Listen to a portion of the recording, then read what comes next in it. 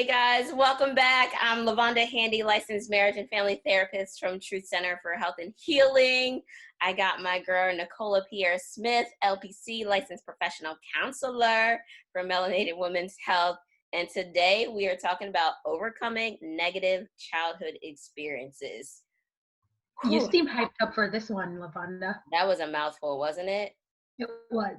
I Wow. mean, negative life experiences tend to be a mouthful. They are, yeah, exactly. I think that's why I got to give them a little bit of energy, because they Yeah. can take a lot of energy from you, as you will see when we're talking about our topics today. Mhm. Um, and I am specifically attuned to this. I don't know what you would call it. This scale that we're going to refer to, which is the ACEs, which is Adverse Childhood uh, Experiences. If you've heard of this, you the people. If you've heard of this, that's great.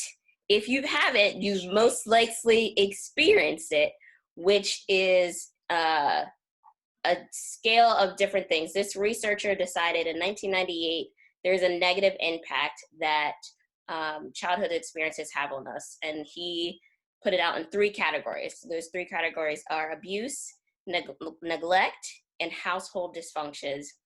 And that could be sexual abuse, physical abuse, emotional abuse.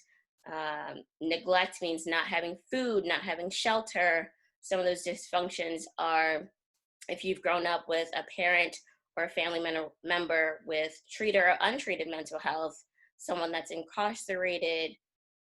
There's a host of different other things that refer to on this scale. And then within this scale, there's a number of questions that you could be asked. And the higher that your score is, has an impact on you in your future life. Lavonda, before you get into like the scores, Yeah. right, and what that final score could mean for someone's adult life or their trajectory into adulthood, what are some of the outcomes that someone may be susceptible to if they have a certain score on the ACEs? Sure. If you certain scores could lead you to your own mental health issues, so that could be anxiety, depression, um, and either some of the bigger ones that get triggered by trauma sometimes of, bipolar disorder, all of that, those negative experiences growing up could be triggered into your adult life for those mental health issues. You also have a risk of having chronic health issues, right? So knowing like diabetes, obesity, these are just some of the things that can happen with your own chronic health issues, high blood pressures, when some of that trauma and those negative experiences impact you in your life. Um, you also have more susceptibility to like low income or poor access to education and different things like that if we're not educating and taking care of our families with these risky negative childhood experiences. So direct connection then between a negative experience in childhood and essentially your physical health, medical health, mental health, and then just potentially your financial stability as Exactly. an adult. I know when I first learned about the ACEs, one thing that I was really tuned into was that depending on your score, you could be more likely to engage in risky behaviors. Mm, So whether it's promiscuity or poor choices around contraceptive or condom uses, there is a direct link right. between this negative experience in childhood. And I remember that blew my mind. I was Yeah. thinking, so you're telling me that something that may have happened to someone when they're, say, let's say 5 years old is now impacting them at 21, 22. Yep. And also criminality, right? So like you were saying, that poor decision making. So it's really like this flight, fight, or freeze. And some of that criminality is that flight or that flight when feel like you need to make survival kind of decisions in life. So that is also a risk for some of those higher scores. Okay, so Lavonda, how about reviewing the actual categories and what's involved in each? Because I know sometimes when I'm working with clients, they sometimes are for the first time realizing that this experience was traumatic in nature and how it impacted them. So let's definitely emphasize what those are. Sure. So some of the three categories, I'll go over those. The three categories: abuse, neglect, and household dysfunction.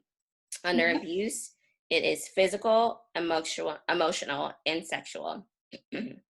Under neglect is physical and emotional, right? So that physical is maybe some of your basic needs like house, clothes, food, different things like that. And that emotional is that ability to have a caregiver that's available for you when it need.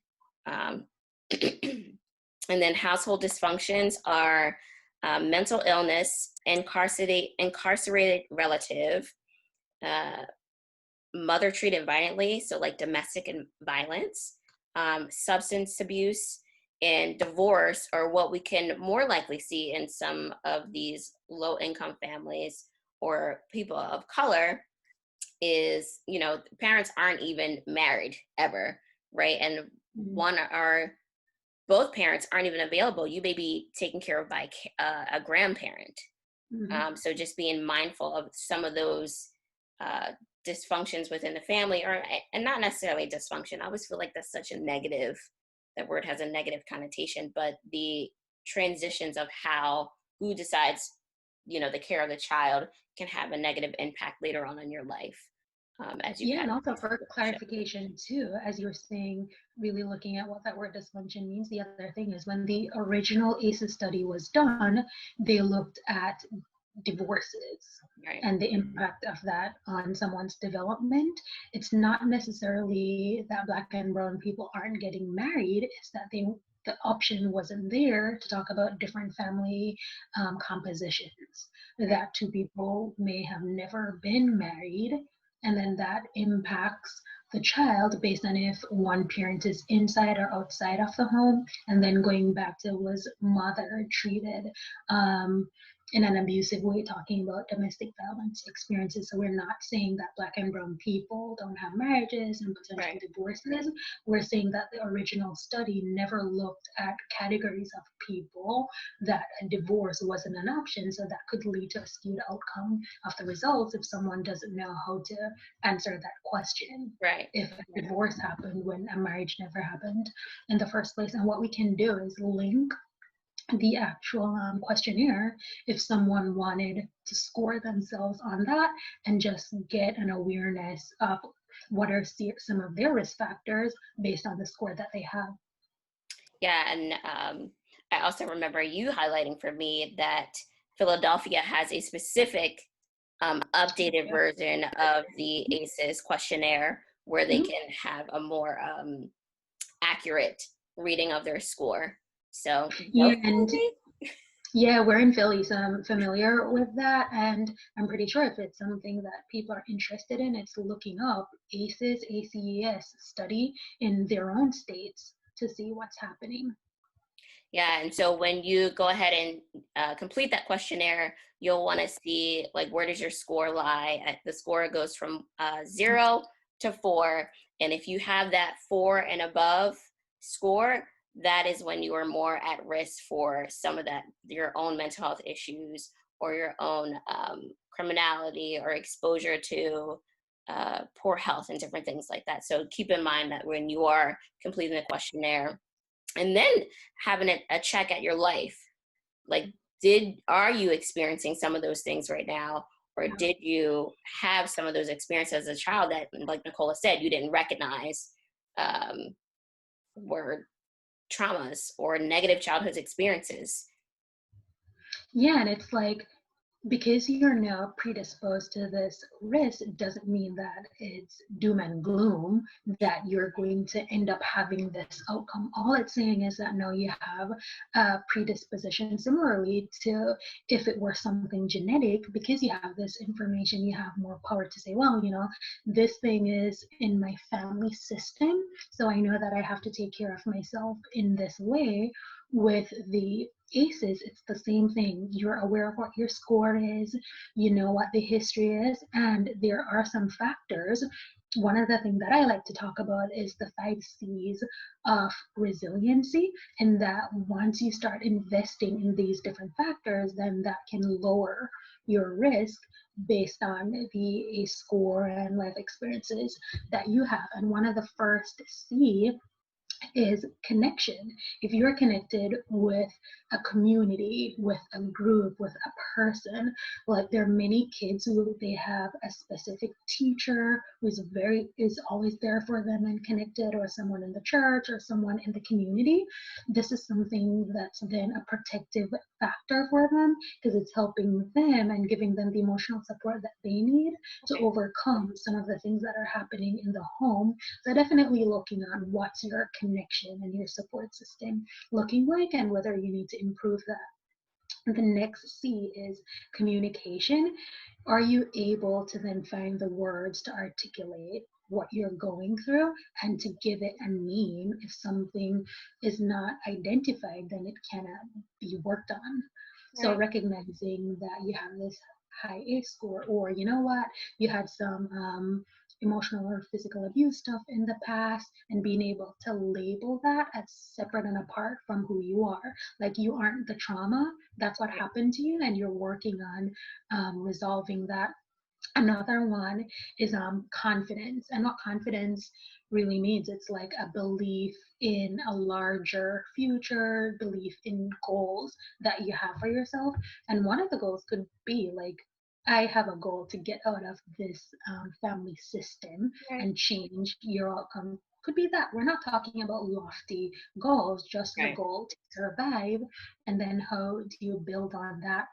Another one is commitment, believing that there's internal and external locus of control. And really what that means is that within us, we have things that are centering and that can guide us through. And then externally, there are other things happening too that's beyond our control. And it's really balancing what's happening with those two. And the last one is then control. And this is really talking more about controlling your emotional experiences. Like, I often hear people say, I feel good or I feel bad. And I usually help them understand that that's more like a judgment of an emotion.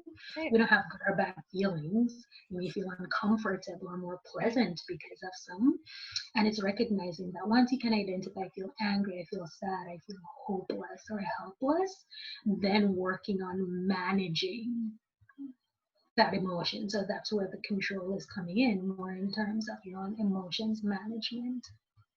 I like that, right? Because it gives people the opportunity to say that, like, this who I am right now isn't permanent, right? These generational patterns that have been existing for some time, I have the opportunity to change them for myself, and then also change them for future generations.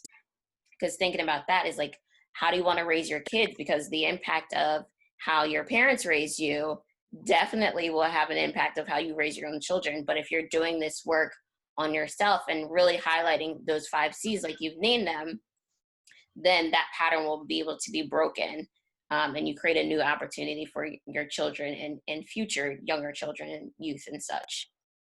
Yeah, because oftentimes I will hear, and this is more something else that you've thrown around in the media.